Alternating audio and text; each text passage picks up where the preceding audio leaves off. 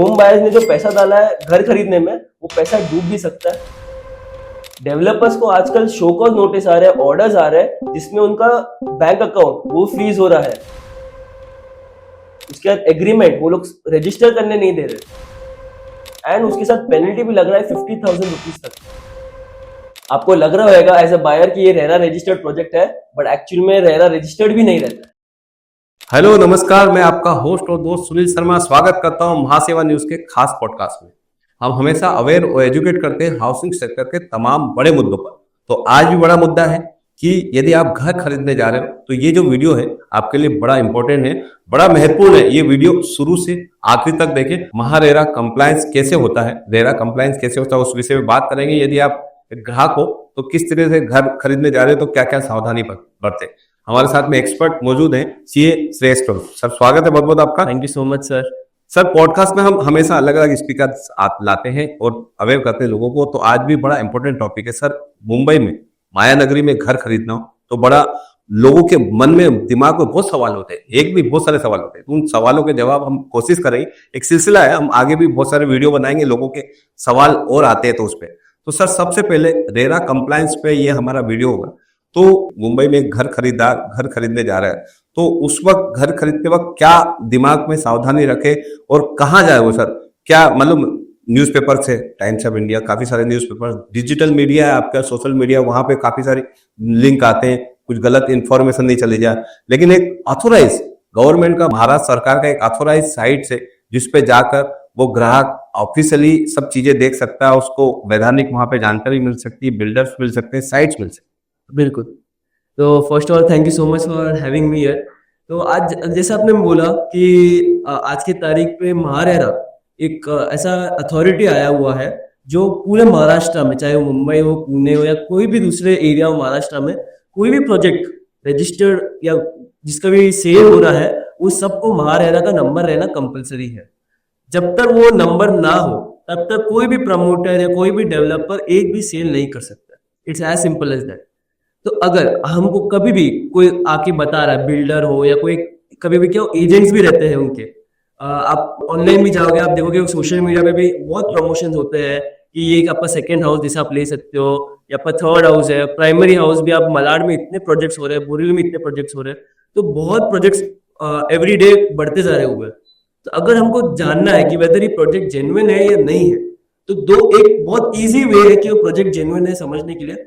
First है कि वो जो ऐड कर रहे हैं उसके नीचे कंपलसरी है उनको अपना रजिस्ट्रेशन नंबर देना कि ये प्रोजेक्ट रजिस्टर्ड है विद महारेरा, एंड वो प्रोजेक्ट का रजिस्ट्रेशन नंबर है पी और एक नंबर रहेगा। तो वो एक नंबर रहना कंपलसरी है जब भी ऐड कर रहे हैं। उसके साथ महारेरा ने एक और रूल किया ताकि कस्टमर्स, बायर्स, क्योंकि आजकल सब लोग फोन यूज करते हैं, तो एक्सेसिबिलिटी बढ़ाने के लिए उन्होंने क्या एक फीचर किया है, कंपलसरी जो भी ऐड लगा रहे हो, किधर भी आप ऐड प्रमोशन कर रहे हो, उनको एक क्यूआर कोड भी अटैच करना कंपलसरी है। जब वो क्यूआर कोड अटैच करते हैं, वो क्यूआर कोड सीधा उनके प्रोजेक्ट डिटेल्स पे जाना चाहिए। उनके प्रोजेक्ट में क्या क्या हुआ है, कितने सेल हुआ है, कितने अनसोल्ड इन्वेंट्री है, उनका लीगल टाइटल रिपोर्ट क्या है, पूरे प्रमोटर के जो भी डिटेल्स है वो रहना चाहिए, उनके क्या क्या डिक्लेरेशन है वो रहते हैं उसमें। तो वो सब डिटेल में वो प्रोजेक्ट के वेबसाइट पे रहता है। तो ये दो चीज मैंडेटरी है, महारेरा ने दिया गया। अगर समझो ये दो चीज नहीं है कोई एडवर्टाइजमेंट में, फिर भी हो सकता है वो लोग ने रजिस्टर्ड किया हो, बट ये आपको एक प्रिकॉशन दे देगा, एक आपको एक अंदाजा दे देगा कि उनको कितना लॉ के बारे में पता है, कितना वो लोग अपडेट हो रहे हैं, कितना वो लोग जो भी सर्कुलर्स या गाइडलाइन इशू कर रहे हैं महारेरा, कितना वो लोग कंप्लाई कर रहे हैं। उससे मालूम पड़ता है कि वो लोग एक लॉ अबाइडिंग प्रमोटर है, लॉ अबाइडिंग डेवलपर है, एंड वो लोग ऑफकोर्स अगर वो लोग ये सब भी चीज, छोटी छोटी चीजें भी ध्यान में रख रहे हैं, ऑफकोर्स कंप्लायंस वो लोग अच्छे से कर पाएंगे।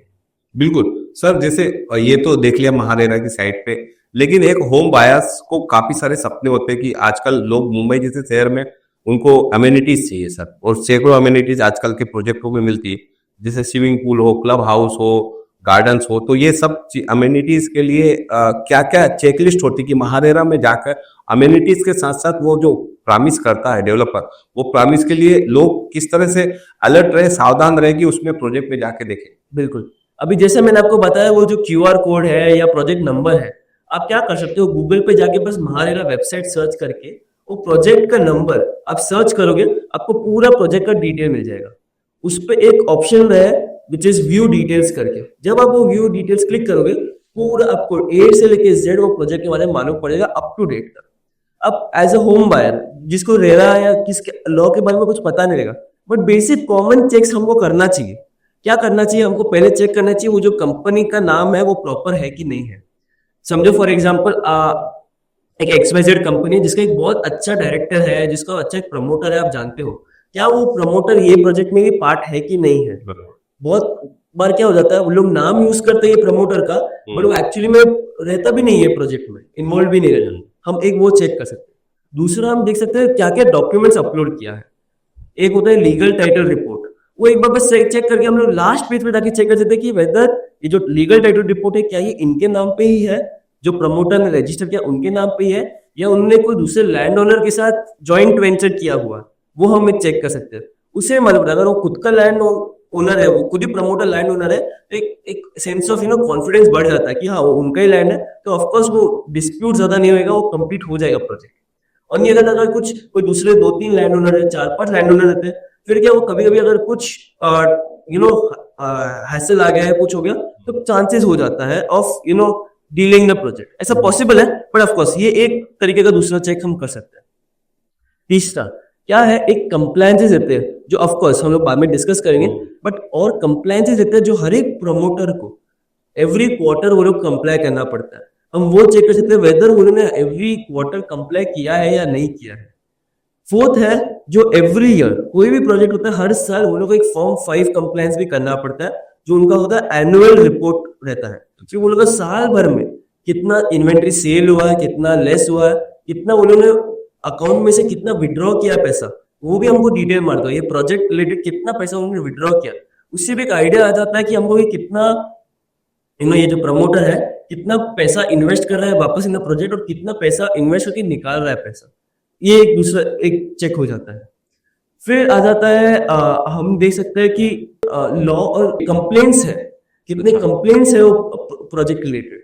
क्या हो जाता है कभी कभी प्रोजेक्ट बहुत डिलेड हो जाता है और वो कंप्लेंट भी शो होती हमारे साइड, बिल्कुल साइड प्रोजेक्ट की। बिल्कुल। तो जो भी आप रेरा में कंप्लेन करें, कोई भी अलॉटी कंप्लेन करेगा, वो सब वो क्योंकि प्रोजेक्ट रिलेटेड कंप्लेन रहता है तो सारा उनके डैशबोर्ड में दिखता है।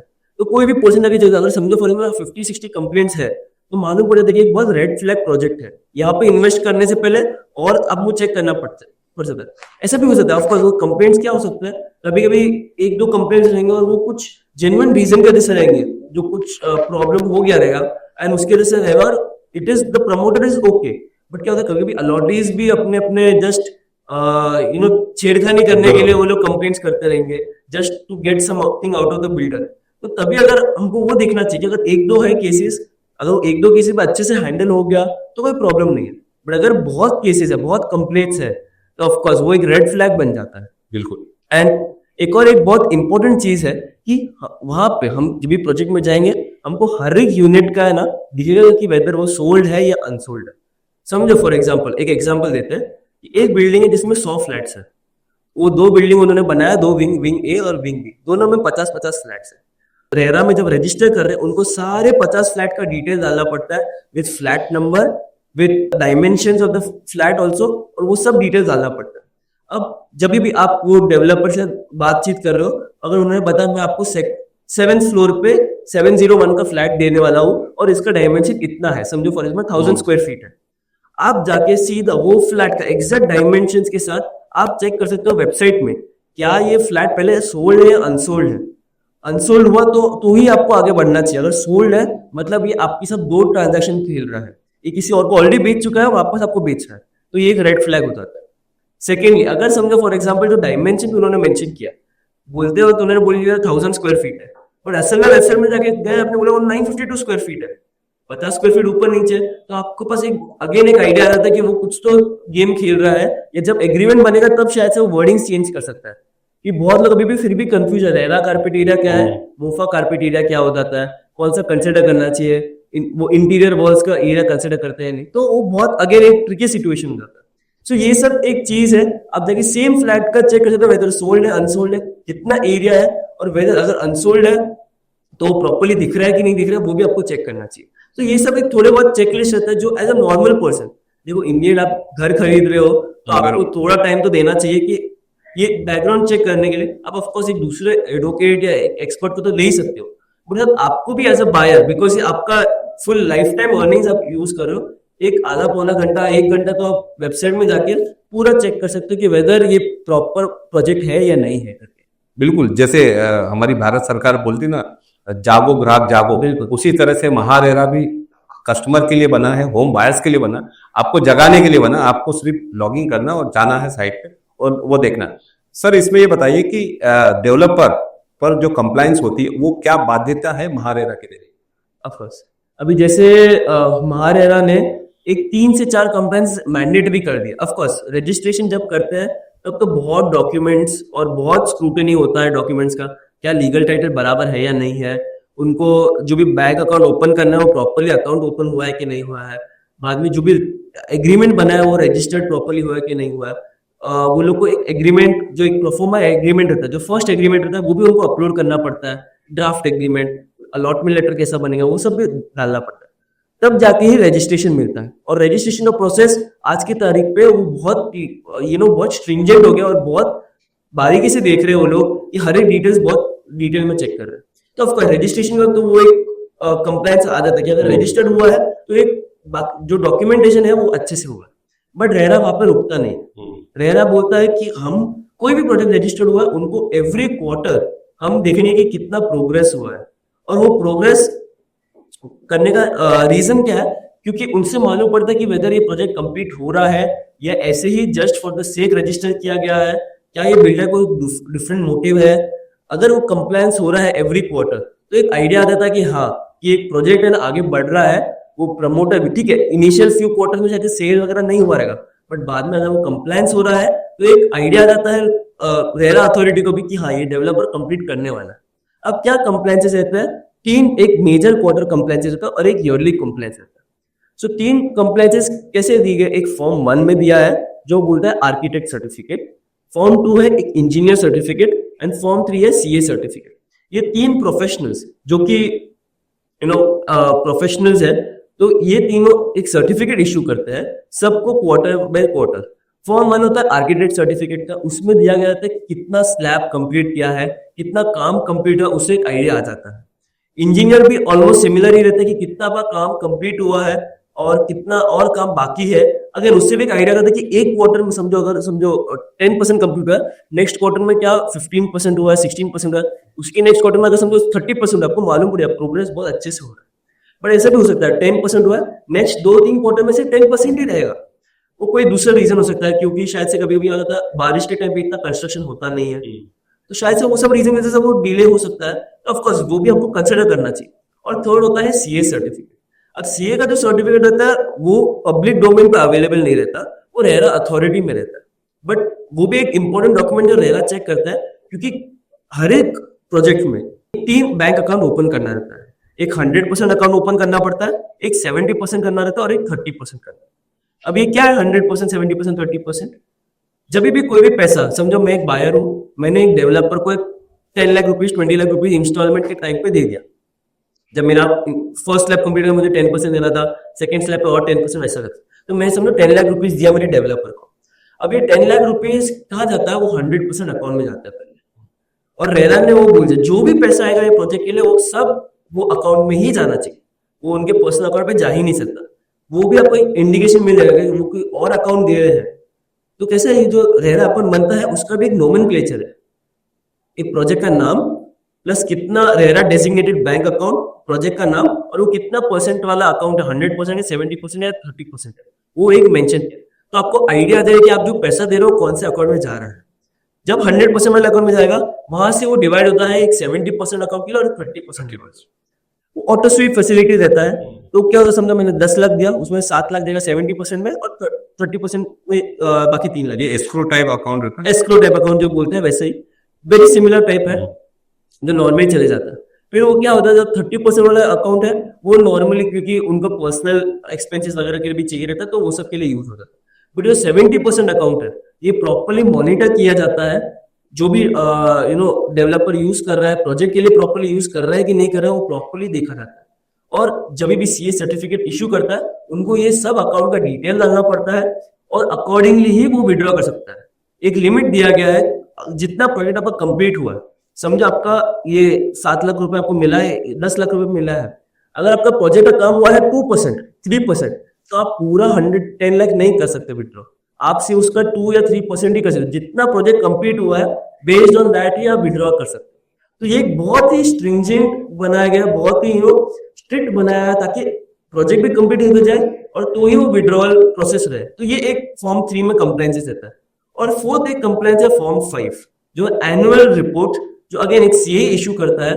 जैसे हमारा ऑडिट रहता है वैसे अगेन एक ईयर एंड ऑडिट रहता है कि पूरे साल में जो भी बुक्स ऑफ अकाउंट्स है, हो सकता है कभी कभी क्या हो जाता है एक क्वार्टर में पेमेंट रिलीज नहीं होता, वो नेक्स्ट क्वार्टर में पेमेंट रिलीज होता है। तो ये सब जो एडजस्टमेंट वगैरह है वो हम लोग को ईयर वाले क्वार्टर में मिल जाता है। और ये वाला जो फॉर्म 5 है वो अगेन पब्लिक डोमेन में अवेलेबल है। तो पब्लिक डोमेन में form number 1, form number 2, form number 5 available है। उसके साथ एक और एक है क्वालिटी अश्योरेंस सर्टिफिकेट भी, एक इंजीनियर है which is in form 2A, वो भी आपको मिल जाएगा कि वेदर ये जो क्वालिटी ऑफ वर्क जो दिया गया है वो प्रॉपर है कि नहीं है, वो भी पब्लिक डोमेन में अवेलेबल है, आपको वो भी चेक कर सकते हो। अभी इसमें as a buyer, as a home buyer आप क्या चेक कर सकते हो कि वेदर, समझो मैं हूं in the month of December, तो क्या पिछले क्वार्टर मतलब क्वार्टर एंडिंग सितंबर में क्वार्टर एंड हो जाता है, क्या वो लोग ने वो फाइल किया है या नहीं किया, क्योंकि हर एक डेवलपर को with in 30 days of the quarter ending उनको वो फाइल करना रहता है। अगर उन लोगों ने फाइल किया मतलब आपको एक आइडिया रहेगा कि हाँ ये लोग एवरी क्वार्टर प्रॉपर कंप्लायंस कर रहे हैं एंड वो प्रोजेक्ट अच्छा से जाने वाला है। बट अगर वो लोग कंप्लाइन नहीं कर रहे, आप देख लो कि इनका जो फॉर्म 1 फॉर्म 2 है अभी चल रहा है 2024, उनका फॉर्म 1 फॉर्म 2 2021 के बाद अपडेट ही नहीं किया, तो अगेन आपको आइडिया आ जाएगा कि हाँ ये लोग का कुछ तो रेड फ्लैग है, आपको इधर इन्वेस्ट नहीं करना चाहिए, ये परचेस नहीं करना चाहिए। तो यही है, ऑफकोर्स महारेरा ने यही पर्सपेक्टिव से दिया कि होम बायर्स हो या डेवलपर हो, सब पे एक एक जवाबदारी रहे कि हाँ मेरे को कंप्लायंस भी करना है और बायर्स को भी आइडिया रहेगा कि हाँ कितना प्रोजेक्ट प्रोग्रेस हो रहा है। बरोबर, मतलब कहीं ना कहीं महारेरा के जरिए लगाम लगाई है डेवलपर्स, होम बायर्स सभी पर की विन विन सिचुएशन हो। सर ये कंप्लायंस के बारे में जैसे आपने बताया, कंप्लायंस यदि फुलफिल नहीं करता है टू दी टाइम पे फुलफिल नहीं करता है डेवलपर, तो क्या प्रावधान है, क्या पेनल्टी है, क्या सजा है उसको? ऑफ कोर्स अभी देखो कंप्लायंस एक दिया, एक कुछ लॉ बनाया गया, अगर सब कंप्लाई करे तो of course well and good है, कोई प्रॉब्लम नहीं। बट अगर कंप्लाई नहीं करता, कोई लॉ अप्लाई नहीं करता, तो पेनल्टीज भी तो होना चाहिए, तब जाके ही लोगों को वो स्ट्रिक्टनेस इसका समझेगा करके। तो इनिशियल क्योंकि ये रेरा एक्ट आया 2016 में, तो इनिशियल फ्यू इयर्स में ना वो इतना स्ट्रिंजेंट नहीं थे इसके लिए, इतना पेनल्टी नहीं लगा रहे थे, कुछ फाइन नहीं लगा रहे थे। बट अब जाके 2021 के बाद 2022 के बाद वो लोग बहुत प्रोएक्टिवली स्टेप्स ले रहे हैं। अब आज की तारीख पे बहुत प्रोजेक्ट्स है जो 2020-21 में कोविड की वजह से वो लोग कंप्लायंसेस नहीं कर रहे, तो उस पे रेरा ने ना बहुत स्ट्रिंजेंट एक्शन क्या ले रहे हैं। फर्स्टली उनको एक शो कॉज नोटिस इशू करते हैं कि आप कंप्लायंस नहीं कर रहे हो, आपने कंप्लाई नहीं किया, आपके पास अभी टाइम है, आप 30 डेज के अंदर आप कंप्लाई कर लीजिए। लोग फिर भी नहीं करते, तो रेरा तभी भी कुछ नहीं करता, एक 6 महीने के बाद एक और एक शो कॉज नोटिस इशू करता है कि आपके पास वापस एक और बार टाइम है, 2 मौका दे देता है कि आपके पास टाइम है, आप सब कंप्लायंसेस कर लीजिए, आपका रेड फ्लैग में आया हुआ है एंड अकॉर्डिंगली आपको सारे कंप्लायंसेस करने पड़ेंगे। अगर समझो ये वापस 2 बार शो कॉज नोटिस नहीं किया, थर्ड टाइम वो सीधा एक ऑर्डर इशू कर देता है कि आपके पास 2 मौका था, आपने 2 बार आपने कुछ किया नहीं, कंप्लायंसेस के आपने 2 मौके दिए थे, आपने कुछ कंप्लेन नहीं किया, अब हमको एक्शन लेना पड़ेगा। वो एक्शन क्या लेते हैं, एक तो पेनल्टी चार्ज करते हैं और 50,000 रुपीज, ठीक है। नॉर्मली अभी फिलहाल उन्होंने 50,000 रुपीज चार्ज करना चालू किया, उसके साथ वो लोग आपको पूरा रेरा अकाउंट है वो फ्रीज कर देते हैं। अच्छा, आप कुछ भी वहां पे अपडेट नहीं कर सकते हो, कुछ भी कंप्लायंसेस नहीं कर सकते हो, एक्सटेंशन चाहिए, कुछ भी चाहिए, आप कुछ नहीं कर सकते। आपका रेरा अकाउंट पे नोटिफिकेशन आता है कि your account has been frozen, please contact the help desk. Second वो करता है। थर्ड वो लोग क्या करते हैं, सब रजिस्टर ऑफिस जहां पे भी आपका प्रोजेक्ट लोकेशन है वहां का सब रजिस्टर ऑफिस में एक लेटर इशू किया जाता है, एक मेल से भी और लेटर इशू किया जाता है कि आप कोई भी रजिस्ट्रेशन नहीं करोगे ये प्रोजेक्ट का, नए बायर्स को नहीं बेच सकते, एक भी नया रजिस्ट्रेशन नहीं होगा ये प्रोजेक्ट का, कोई भी आप न्यू सेल कर ही नहीं पाओगे ये प्रोजेक्ट के लिए। तो अगर समझो फॉर एग्जांपल इससे क्या हो जाएगा, आप समझो कोई बिल्डर या डेवलपर है, उसे अगर प्रोजेक्ट बेचना हो, मतलब कोई फ्लैट बेचना हो जिससे उसको अर्निंग्स मिले और उससे वो प्रोजेक्ट कंप्लीट करना, वो भी नहीं कर पाएगा, तो उधर उसका अर्निंग्स अटैक हो जाता है, रेवेन्यू उसका अफेक्ट हो जाता है।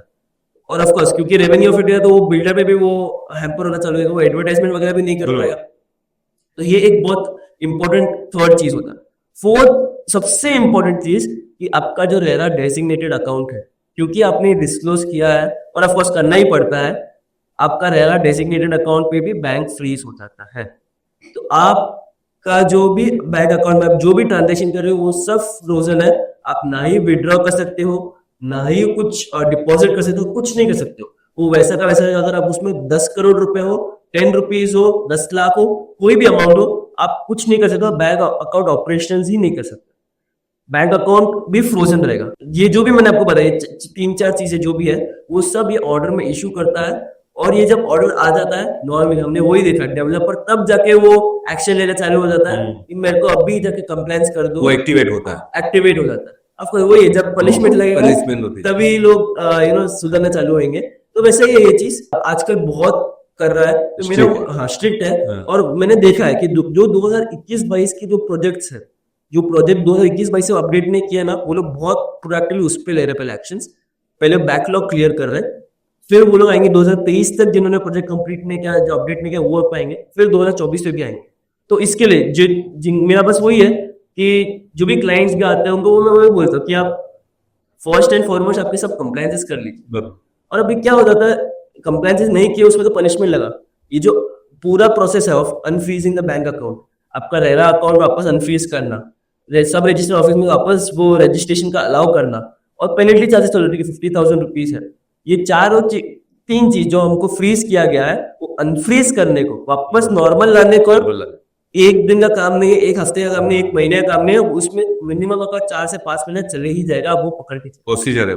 प्रोसीजर वैसा है कि वो लोग को क्या देखेंगे, आपको सारे कंप्लेंट वापस करने पड़ेंगे। तो 2021 से आपने 24 तक कुछ नहीं किया, आपको इतने कंप्लेंट्स वापस बैक टू बैक करने पड़ेंगे, वो एक चीज है।